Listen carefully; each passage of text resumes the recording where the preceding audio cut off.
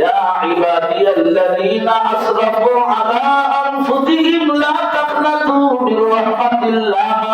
আয় বান্দা আয়, দুনিয়ার জমিনে রঙ্গমাশায় পড়িয়া, দুনিয়ার জমিনে রঙ্গমাশার খেলাধুলায় পড়িয়া, গুনাহের খেলাধুলায় পড়িয়া, সুদের খেলাধুলায় পড়িয়া এইরকম ভাবে যারা শরীরের মধ্যে গুনাহের ধুলাবালি লাগাইছো, গুনাহের ময়লা শরীরে লাগাইছো, আমি আল্লাহ তাআলা দিলাম ইয়া ইবাদিয়াল্লাযীনা আসরাফু আলা আনফুসিহিম লা তাকনাতু মির রাহমাতিল্লাহ। আয় বান্দা আয়, আমি আল্লাহর রহমত থেকে দূরে সরে যেও না, আমি আল্লাহর কাছে ক্ষমা চাও, তওবা করো, তওবা করো। ও বান্দা কিভাবে তওবা করো?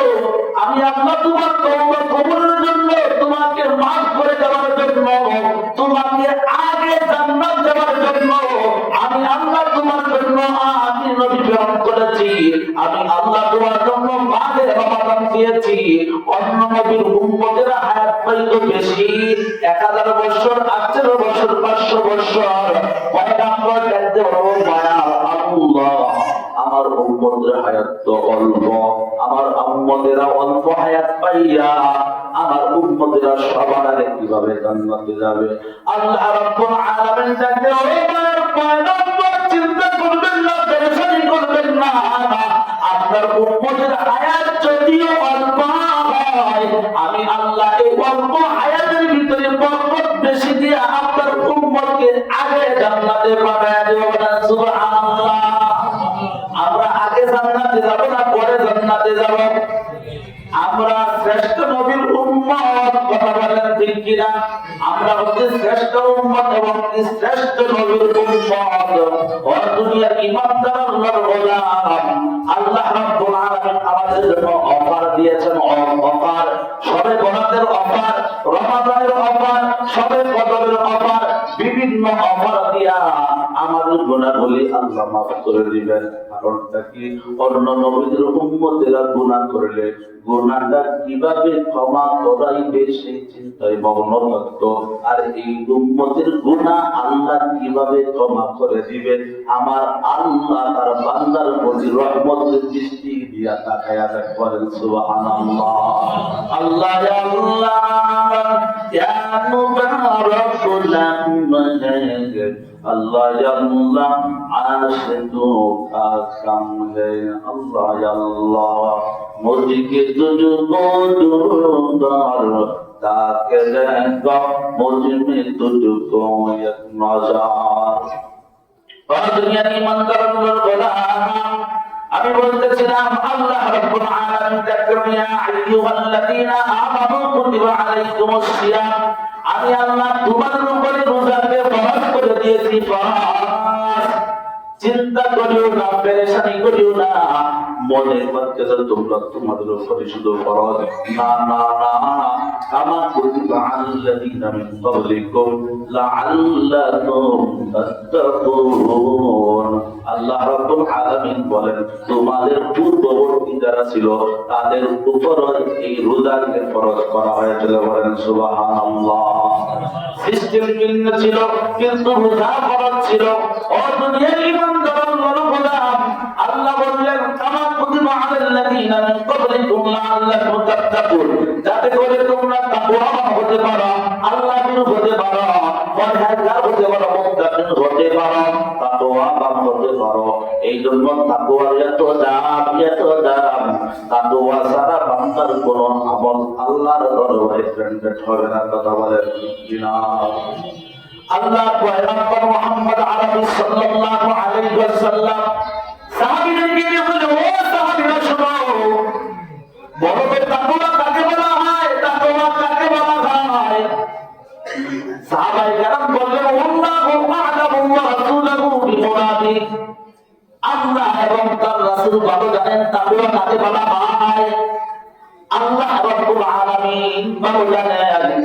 এই কথা যখন মায়ের পয়গম্বরকে সাহাবীরা জানায়া দেন, মায়ের পয়গম্বর ডাক হাতে শাহাদাত আঙ্গুলটা এইরকম করে বাম দুই দুই আঙ্গুল নিয়ে ইশারা করে বলেন আত্তাকওয়া হাউনা, আত্তাকওয়া হাউনা, আত্তাকওয়া হাউনা। তাকওয়া হলো অন্তরের ব্যাপার, তাকওয়া হলো অন্তরের ব্যাপার, চোখে দেখা যায় না। তাকওয়া অন্তরের ব্যাপার। তাকওয়া মানে ভয়, তাকওয়া মানে ভয়। আল্লাহর ভয় তার অন্তরের ভিতরে নাই, ওই বান্দা গুনাহ ছাড়তে পারবে না, নেকের কাজ করতে পারবে না। কথা বলেন ঠিক কিনা? আর দুনিয়ার ইমানদার আল্লাহর গোলাম, এই জন্য সকল জায়গায় তাকওয়া। মসজিদে নামাজ পড়তে আসলাম, তাকওয়া। মসজিদের বাহিরে ব্যবসা বাণিজ্য করতেছি, এখানেও তাকওয়া। বান্দা কি করবে? মেপে মেপে অন্যকে মাল দিবে, এখানে তাকওয়া। তাকওয়া যদি না থাকে তাহলে মাথার ভিতর ভেজাল করবে, আছে না নাই? গাভীর উলান থেকে দুধ দেওয়া, বাজারে বান্দা দুধ দিয়ে বিক্রি করবে। এখন যদি অন্তরের ভিতর ভয় না থাকে, তাকওয়া না থাকে, তাহলে এই দুধের সাথে পানি মিশবে কি মিশবে না? আছে না নাই? আছে না নাই? 3 কেজি দুধ দহন করেছে গাভীর উলান থেকে, এখন দেখা যায় 1 পণ 3 কেজি হইতেছে না। বান্দা কি করলো? এখন তো দুনিয়া বাজারে কোনো কাস্টমার থেকে না, এখন কি করলো? দুধের মধ্যে আরো 1 পণ পানিতে 3 লিটার পূরণ করলো। এইরকম এই সোনার বাংলাদেশ সোনার মানুষ আছে না না? আছে না নাই? না বানিয়ে বলতে আছে না নাই? কেন হইল? কেন হইল? দুনিয়ার মানুষ না দেখলেই চলবে, আল্লাহ দেখবেন। কোন আল্লাহ দেখা না দেখাবে কোনো পরোয়া করে নাই, তার মানে হলো বান্দার অন্তরের তাকওয়া নাই। এই যে মাছের ভিতর ভেজাল করলো, ভেজাল করিয়া মানুষকে ঠকাইয়া ওই বান্দার মসজিদে এসে যখন সিজদা দিবি আর বলবে সুবহান রাব্বিয়াল আলা, সুবহান রাব্বিয়াল আলা। একবার কেন কিয়ামত পর্যন্ত যদি সিজদায় করিয়া অন্যের হক নষ্ট করিয়া আর বলবে সুবহান রাব্বিয়াল আলা, সুবহান রাব্বিয়াল আলা। আপনাদের কাছে সাক্ষী চাই, কিয়ামত পর্যন্ত তওবা করলেও বান্দার তওবা কবুল হবে না। কথা বলেন ঠিক কিনা? কথা বলেন ঠিক কিনা?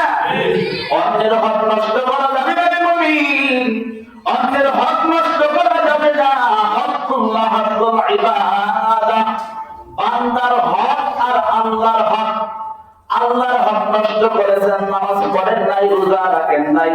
এখন ভুল আসছে 2026 সালের এই প্রথম রমাদান, আল্লাহ আমি জীবনেও কি করি নাই, রমাদানের রোজা রাখি নাই। আল্লাহ তওবা করলাম, আল্লাহ এই রমাদান থেকে আমি 30টা রোজা থাকবো, প্রতি বছর 30টা রোজা থাকবো, সব কয়টা রোজা থাকবো। আল্লাহ তওবা করলাম আর রোজা ভঙ্গ করবো না। হতে পারে আমার আল্লাহ আপনার তওবা কবুল করে ক্ষমা করতে পারে কি পারে না? পারে কি পারে না? কিন্তু আপনি কি করবেন? আব্দুর রহমান, আব্দুর রহিম, রহিমা, হালিমা, আপনি কি করলেন? পাশের বাড়ির আবুল কালাম ভাইয়ের সাথে আপনার ক্ষেতের সাথে আপনার ক্ষেত জমি, আপনার বল বেশি, ক্ষমতা বেশি। এখন কি করলেন? ক্ষমতার কারণে, টাকার কারণে এইরকম কি করলেন? আবুল কালাম ভাইয়ের ক্ষেতের ভিতরে কি করলেন? আপনার ক্ষেতের পাথর কাটিয়ে কাটিয়া ওই বান্দার ক্ষেতের ভিতরে এইরকম মাইল দেখাতে বলেন, আপনি কি করলেন? এইরকম কাঁচার বানলেন। তিনি পারে নাই, অসহায় মানুষ, আল্লাহর কাছে বিচার দেন। ও আল্লাহ, আল্লাহ তোমার কাছে বিচার রাখলাম, দুনিয়ার কোনো বিচার চাই না। আপনি মনে রাখবেন, কিয়ামত পর্যন্ত যত আমল করবেন একটা আমলও কবুল হবে না। কথা বলেন ঠিক কিনা? এই জন্য আল্লাহ রাব্বুল আলামিন, সময় সংক্ষিপ্ত, আল্লাহ আমাদেরকে তাকওয়া অর্জন করার জন্য রমাদান দিয়েছেন। তাকওয়ার মাস, এটা হচ্ছে আল্লাহর ভয়ের মাস, তাকওয়ার মাস, তাকওয়ার ব্যাপারে সার্চ করার মাস। আল্লাহ বলেন কামা কুতিবা আলাল্লাযীনা মিন ক্বাবলিকুম লাআল্লাকুম তাত্তাকুন।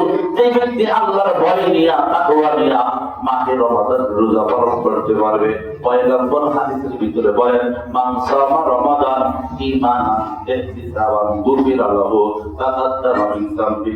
এই ব্যক্তি এই মাহে রমাদানের 30টা রোজা সুন্দরভাবে পালন করবে, তারাবির নামাজ পড়বে ইখতিলাসের সাথে, এইরকম সুন্দর করে তাকওয়ার সাথে কি করবে, ইবাদতগুলি করবে। পয়গম্বর হাদিসের ভিতরে বলেন তাকাদ্দামা মিন যামবি, ওই ব্যক্তির পেছনের সমস্ত গুনাহগাতা আমার আল্লাহ ক্ষমা করে দিবে। বলেন সুবহানাল্লাহ। আল্লাহ আমাদের বোঝার এবং আমল করার তৌফিক দান করে, সবাই বলুন আমিন। এই মাহে রমাদানের পূর্ণ প্রস্তুতি দিয়ে আল্লাহ যেন আমাদেরকে উত্তম ভাবে, কাজী ভাবে ঈমানকে নবায়ন করে, তওবা করে আল্লাহ যেন পূর্ণ পবিত্র হইয়া ঈমান নিয়ে এই মাহে রমাদানের রোজাগুলি পালন করে আল্লাহ যেন আমাদেরকে ঈমান নিয়ে কবরে যাওয়ার তৌফিক দান করে, সবাই বলুন আমিন। ওয়া আখিরু দাওয়ানা আনিল হামদুলিল্লাহি রাব্বিল আলামিন। যারা সুন্নাত পড়েন নাই তারা আল্লাহর জন্য পড়বেন। এর আগে একটা হচ্ছে আপনাদের এই মসজিদ মাদ্রাসার ইমাম সাহেব হুজুর এবং মাদ্রাসার হুজুরদের জন্য খাবারের কিভাবে লিস্ট করবেন, আপনারা সকলেই নামাজের পরে বলবেন, যেহেতু রমাদান মাস আপনাদের সামনে খাবার রুটিন একটু চেঞ্জ হয়ে যাবে, পাল্টে যাবে, এই জন্য সকলকে আকুল আবেদন নামাজের পরে একটু দয়া করে